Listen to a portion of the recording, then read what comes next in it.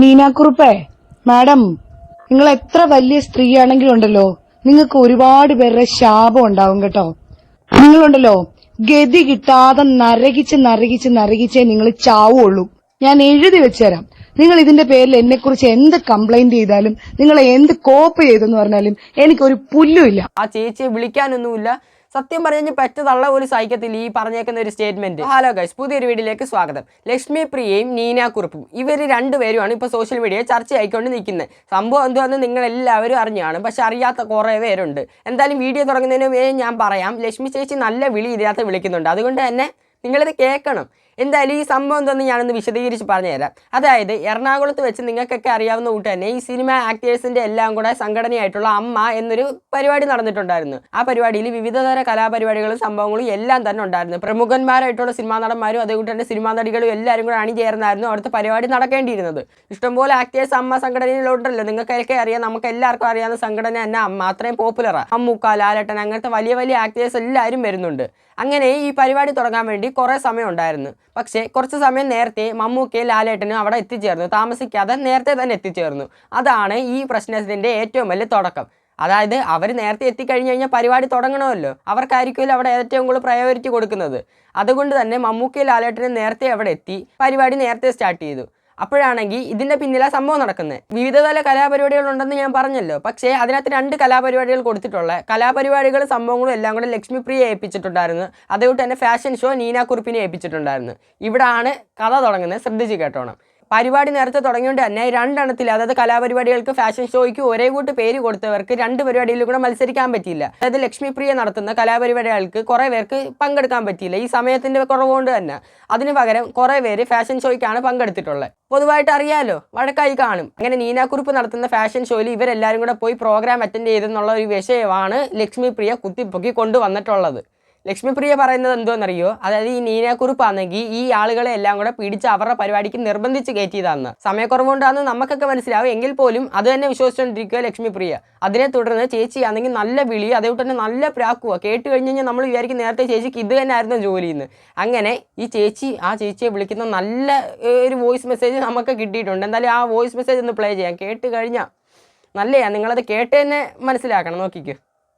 നീനാക്കുറുപ്പേ, madam, നിങ്ങൾ എത്ര വലിയ സ്ത്രീയാണെങ്കിലും ഉണ്ടല്ലോ, നിങ്ങൾക്ക് ഒരുപാട് പേരുടെ ശാപം ഉണ്ടാവും കേട്ടോ.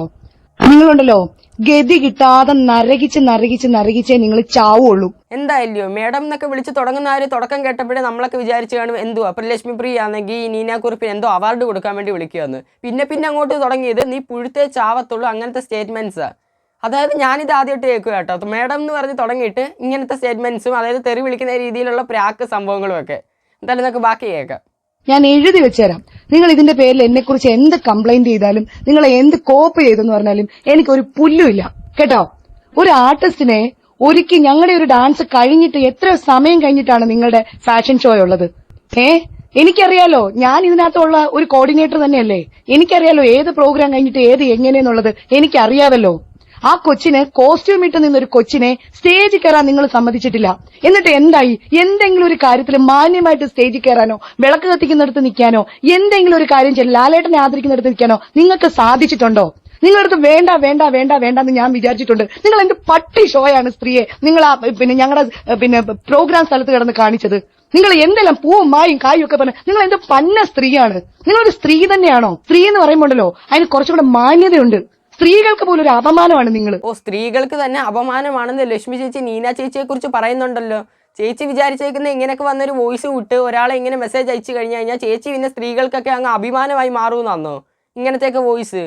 സത്യം പറഞ്ഞു കഴിഞ്ഞാൽ അവിടെ എന്തെങ്കിലും ഒരു വഴക്കോ സംഭവങ്ങളോ എന്തെങ്കിലും ഒരു ചെറിയ പ്രശ്നവും കണ്ടാൽ നടന്നിട്ടുള്ളത്. നമുക്കത് കാണുമ്പോഴേ അറിയും. കൊച്ചു പിള്ളേർ വഴക്ക് കൂടുന്നതിനേക്കാളും കഷ്ടമായിട്ട് അവിടെ വഴക്ക് കൂടിക്കൊണ്ടിരിക്കുന്നത്. അവിടെ ഒരു വഴക്കുണ്ടായി തന്നെ പറഞ്ഞു തീർക്കേണ്ട ആവശ്യമില്ലല്ലോ. അതിന് ഇങ്ങനെയൊക്കെ പ്രാഗവും ജാവും ഇങ്ങനെയൊക്കെ പറയുന്നത് സത്യം പറഞ്ഞു കഴിഞ്ഞാൽ ഒരാൾക്ക് യോജിക്കാൻ പറ്റത്തില്ല. സാധാരണ ചോറ് തിന്നുന്ന ആർക്കും ഇതിനോട് യോജിക്കാൻ പറ്റത്തില്ല. സത്യം പറഞ്ഞു കഴിഞ്ഞാൽ എന്തോ ചേച്ചി പറയുന്നേ? ഇത് തന്നെ അല്ലായിരുന്നു ചേച്ചി ബിഗ് ബോസിലും പോയി കാണിച്ചുകൊണ്ടിരിക്കുന്നത്. ഒരാളെ കുറിച്ച് എന്തെങ്കിലും ഇല്ലാത്ത സ്റ്റേറ്റ്മെന്റ്സ് ഉണ്ടാക്കി പറയുക, എന്തെങ്കിലും കൊച്ചു സംഭവത്തിന് വരെ അവിടെ വഴക്കുണ്ടാക്കുക, അതുകൊണ്ട് തന്നെ പ്രാഗുക.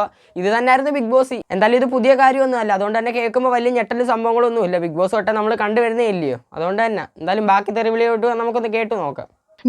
വിഷമാണ് നിങ്ങളാണ് ഈ സംഘടനയിലെ പോയിസണേറ്റഡ് ആയിട്ടുള്ള ഒരു സ്ത്രീ എന്ന് പറയുന്നത് നിങ്ങളാണ്. മനസ്സിലായോ? ഈ കുഞ്ഞ് പാവ ആ കൊച്ച് പ്രോഗ്രാമിന് വേണ്ടിയിട്ട് അത് ഒരുങ്ങി നിന്നിട്ട് ഇത് എത്ര സമയം കഴിഞ്ഞിട്ടാണ് നിങ്ങളുടെ ഐറ്റം? നിങ്ങൾക്ക് ജലസ് കൊണ്ട് മാത്രമാണ്. ആ കൊച്ചിന് എന്നെ ആ വിവരം അറിയിക്കാനുള്ളൊരു സമയം പോലും നിങ്ങൾ കൊടുത്തിട്ടില്ല. എന്താണ് നിങ്ങളെന്താ മാനത്തൊന്ന് പൊട്ടി വീണതാണോ? നിങ്ങളുടെ തലയിൽ കൂടാണോ ഈ അമ്മ അസോസിയേഷനിലെ 504 അംഗങ്ങളുടെയും കാര്യങ്ങൾ മുന്നോട്ട് പോകുന്നത്? നീനാക്കുറുപ്പെ പറ, നിങ്ങൾ പറ. നിങ്ങളെ കൊണ്ട് ഞാൻ ഇതിന്റെ സമാധാനം പറയിപ്പിക്കും. മനസ്സിലായോ? നിങ്ങൾ കരയും. ഞങ്ങൾക്ക് ആർക്കെങ്കിലും നിങ്ങളെ വ്യക്തിപരമായിട്ട് ഇഷ്ടമുണ്ടോ? പറ. നമ്മൾ സ്നേഹം കൊടുത്താണ് സ്നേഹം മേടിക്കേണ്ടത്, ബഹുമാനം കൊടുത്താണ് ബഹുമാനം മേടിക്കേണ്ടത്. നിങ്ങൾ ഒറ്റയൊരുത്തി ഇലക്ഷന് മുമ്പ് എല്ലാ മനുഷ്യരെ നിങ്ങൾ ഓടി നടന്ന് വിളിച്ചു പറഞ്ഞു. ഞാൻ ഇതുവരെ പറഞ്ഞിട്ടില്ല അത്. ലക്ഷ്മിപ്രിയക്ക് വോട്ട് കൊടുക്കരുതെന്ന് വിളിച്ചു പറഞ്ഞ തെളിവ് സഹിതം ഞങ്ങളുടെ കയ്യിലുണ്ട്. എനിക്കത് അപ്പൊ അങ്ങനെ വരട്ടെ കാര്യങ്ങൾ. ഇതാണ് ബിഗ് ബോസിലെ കുലസ്ത്രീ എന്നറിയപ്പെടുന്ന ലക്ഷ്മി ചേച്ചി ഇത്രയും ചൂടാവാൻ വേണ്ടിയുള്ള ഒരു കാര്യം. സത്യം പറഞ്ഞു കഴിഞ്ഞാൽ അവിടെ ഇങ്ങനെ ഒരു വഴക്കുണ്ടായതും കലാപരിപാടികൾക്ക് കുട്ടികൾ പങ്കെടുക്കാതെ നേരെ ഫാഷൻ ഷോയ്ക്ക് പങ്കെടുത്തതും ഒന്നുമല്ല അവിടുത്തെ വിഷയം. ചേച്ചിക്ക് ഈ ഇലക്ഷന്, അതായത് ആ അമ്മയുടെ ഇലക്ഷന് വെച്ച് ചേച്ചിക്ക് വോട്ട് കൊടുക്കലെന്ന് പറഞ്ഞ വോയിസ് സംഭവങ്ങൾ ചേച്ചിയുടെ ഉണ്ടെന്ന്. അപ്പൊ നേരത്തെയുള്ള വ്യക്തി വൈരാഗ്യത്തിന്റെ പേര് ചേച്ചി കുറെ കൂടെ ഡോസ് കൂട്ടി അങ്ങ് കൊടുത്തന്നേ ഉള്ളല്ലയോ. എന്തൊക്കെ വഴക്കുണ്ടെന്ന് പറഞ്ഞാൽ ഇങ്ങനെയൊക്കെ ആൾക്കാർ തെറി വിളിക്കും. എനിക്കറിഞ്ഞൂടെ, ഞാൻ ഇതുവരെ കേട്ടിട്ടില്ല. മേഡം എന്ന് പറഞ്ഞ് അഭിസംബോധന ചെയ്ത് തുടങ്ങിയിട്ട് പിന്നെ അങ്ങോട്ട് പറയുന്നത് മൊത്തം തെറിയും പ്രാക്കും. ഇവിടെയൊക്കെയുള്ള കൊച്ചു പിള്ളേർക്ക് വരെ ഇതിനേക്കാളും പക്വതയുണ്ട്. ഇതേട്ട് പക്വത ഇല്ലാത്ത കുറെ പേര് ഇപ്പൊ സോഷ്യൽ മീഡിയയിൽ തന്നെ ഉണ്ട്. ഇപ്പൊ ഈ ഒരു കൊച്ചു പ്രശ്നത്തിന് ആ ചേച്ചി ഇത്രയും അങ്ങ് കുത്തിപ്പൊക്കി വലിയ സംഭവമാക്കി മാറ്റിയേക്കുന്നത്. അവിടെ ഒരു പ്രോഗ്രാം അങ്ങോട്ട് മാറി വെച്ചെന്നും പറഞ്ഞ് ചേച്ചിയുടെ വിലയൊന്നും അവിടെ താഴാൻ പോകുന്നില്ല, ചേച്ചി അതിൽ നിന്ന് പുറത്താക്കാനും പോകുന്നില്ല. പിന്നെ അവിടെ വലിയ സംഭവം ഒന്നും ആക്കേണ്ടിയില്ലായിരുന്നു. എന്തായാലും ബാക്കി തെറിയും കൂടെ നമുക്കൊന്ന് കേട്ട് നോക്കാം. ഇതുകൊണ്ടല്ലോ ഈശ്വരനാണ് നീനാക്കുറുപ്പല്ല ലക്ഷ്മിപ്രിയയുടെ ജാതകം എഴുതുന്നത്. മനസ്സിലായോ? നീനാക്കുറുപ്പിന് ഒരു ഉണ്ടേ സാധിക്കില്ല ഈ ലോകത്ത്. നിങ്ങൾ ഈ ഇത്രയും വലിയൊരു പ്ലാനറ്റിൽ നിങ്ങൾ എന്താണ്, അല്ലെങ്കിൽ ഞങ്ങൾ എന്താണ്, നമ്മൾ ആരാ എനിക്ക് മനസ്സിലാവുന്നില്ല. ചേച്ചി അവിടെ തെറി വിളിക്കാൻ വന്നെങ്കിൽ ചേച്ചിക്ക് തെറി വിളിച്ചൊരു വോയിസ് വെച്ചിട്ട് അങ്ങ് പോയാൽ പോരെ. അതിന്റെ ഇടയിൽ കൂടെ തത്വചിന്തകളും പ്ലാനറ്റിലെ ആൾക്കാരുടെ എണ്ണമൊക്കെ എടുക്കാൻ നിന്ന് കഴിഞ്ഞാൽ പിന്നെ ഇതൊന്നും നടക്കത്തില്ല. തെറി വിളിക്കാൻ വന്ന് തെറി വിളിച്ചിട്ട് പോകണം. എന്തായാലും ചേച്ചിക്ക് ഒരു അവസരം ഒത്തങ്ങോട്ട് കിട്ടിയത് ചേച്ചി നല്ല രീതിക്ക് മുതലാക്കുന്നുണ്ട്. ഈ വോയിസ് ഇത്രയും കേട്ടപ്പോൾ എനിക്കിത് മനസ്സിലായ കാര്യമാണ്. എന്നാലും ബാക്കി കേട്ടോക്കെ അത് നിങ്ങൾ വിചാരിക്കണം. നിങ്ങളുടെ പിന്നെ അങ്ങനെ ഒരു തവളയ്ക്കൊരു വിചാരമുണ്ട്, പൊട്ടക്കുഴിയിലെ തവളയ്ക്ക് ഇതാണ് സ്വർഗ്ഗലോകം എന്ന്. നിങ്ങൾ എന്താ ഭക്ഷണ കാര്യത്തിൽ നിങ്ങൾ ഇടപെടുന്നു, മറ്റേ ഡാൻസിന്റെ കാര്യത്തിൽ ഇടപെടുന്നു, അതിലിടപെടുന്നു, ഇതിലിടപെടുന്നു. നിങ്ങൾ ചെയ്യുന്ന എന്തെങ്കിലും കാര്യത്തിൽ ഞങ്ങൾ ഈ ഇത്രയും 16 അംഗങ്ങളുണ്ടല്ലോ, ഞങ്ങൾ ആരെങ്കിലും ഇന്റർഫിയർ ചെയ്തിട്ടുണ്ടോ? സ്ത്രീയെ അവനവനെ ഏൽപ്പിക്കുന്ന ജോലി അവനവൻ ചെയ്യണം. മനസ്സിലായോ? ഞങ്ങൾ ഇത്ര ആൾക്കാരുടെ ശാപം നിങ്ങൾക്ക് എന്തായാലും ഉണ്ടാവും. ആദ്യം ഞങ്ങളുടെ ആ പ്രോഗ്രാമിനെ അത് എങ്ങനെ ബാധിച്ചു എന്നുള്ളത് നിങ്ങൾക്ക് അറിഞ്ഞൂടാ. നിങ്ങൾ ചെയ്യുന്ന ഒരു പ്രോഗ്രാമിൽ ഞാനാണ് നിങ്ങളുടെ ഒരു ആർട്ടിസ്റ്റിനെ ഇങ്ങനെ കൊണ്ടുവന്നിട്ട് വിടാതെ തടസ്സപ്പെടുത്തി പിടിച്ചു വെച്ചാൽ നിങ്ങൾ ചെയ്ത് ഒട്ടും മര്യാദയായില്ല. പിന്നെ നിങ്ങൾ അറിയിക്കുന്ന രീതിയെ നിങ്ങൾക്ക് കിട്ടുള്ളൂ. നിങ്ങൾ അവിടെ കിടന്ന് എന്തൊക്കെയാണ് നിങ്ങൾ കാണിച്ചു കൂട്ടിയത് നിങ്ങളൊന്ന് റിവൈൻഡ് ചെയ്ത് നോക്കിക്കേ. നിങ്ങൾക്ക് എന്തെങ്കിലും മാനസിക പ്രശ്നം ഉണ്ടെങ്കിൽ നിങ്ങൾ പോയിട്ട് ട്രീറ്റ്മെന്റ് എടുക്കണം. അതല്ലാതെ വേറെ എന്തെങ്കിലും പ്രശ്നമാണെങ്കിൽ അതിന് നിങ്ങളാണ് പരിഹാരം കണ്ടെത്തേണ്ടത്. അതിന് ഞങ്ങൾ 16 പേർക്ക് ഒന്നും ചെയ്യാൻ സാധിക്കില്ല. മനസ്സിലായോ? നിങ്ങൾ എന്താ കടന്ന് കാണിച്ചത്? അവനവനൊന്ന് ഒതുങ്ങണം ആദ്യമേ. ഞങ്ങളൊക്കെ തലേ കൂടെ വണ്ടി ഓടി തന്നെയാണ് നടന്നത്. ഓരോരുത്തരും ഇവിടെയുള്ള 16 പേരും ഈക്വലി എഫേർട്ട് എടുത്തിട്ടുണ്ട്. സന്തോഷ് കീഴാറ്റൂരി ഏട്ടൻ ഇവിടെ ഇല്ലായിരുന്നു എന്നുള്ളതേ ഉള്ളൂ. അപ്പോഴപ്പോ ഓരോ കാര്യങ്ങൾ അദ്ദേഹം നമ്മളെ വിളിച്ച് ചോദിക്കുക, ആ ടെൻഷൻ അനുഭവിക്കുക അദ്ദേഹം അവിടെ ചെയ്തിട്ടുണ്ട്. അദ്ദേഹം മനസ്സുകൊണ്ട് നമ്മുടെ കൂടെ ഉണ്ടായിട്ടുണ്ട്. മനസ്സിലായോ? എല്ലാവരും അവരവർക്ക് ഏൽപ്പിച്ച ജോലി. നിങ്ങൾക്ക് മാത്രം എന്താ ഒരു എക്സ്ട്രാ ഫിറ്റിംഗ്? നിങ്ങൾക്ക് എന്താ വന്നതെന്താ? നിങ്ങൾക്ക് എന്ത് എക്സ്ട്രാ ഫിറ്റിംഗ് ആ വന്നത്? ഇത് എല്ലാവരും ഞാൻ ഇവരോട് എനിക്ക് ഇവരെ വിളിച്ച് സംസാരിക്കാൻ താല്പര്യമില്ല. എനിക്ക് ഇവരെ കണ്ണെടുത്ത കണ്ടൂടാ. ഞാൻ ഇവർക്ക് എന്ത് വൈരാഗ്യം ചെയ്തെന്ന് എനിക്ക് അറിയില്ല. തുടക്കം തൊട്ടിട്ട് ഈ സ്ത്രീ എന്നോട് എങ്ങനെ പെരുമാറുന്നത് നിങ്ങൾ കണ്ടിട്ടുണ്ട്.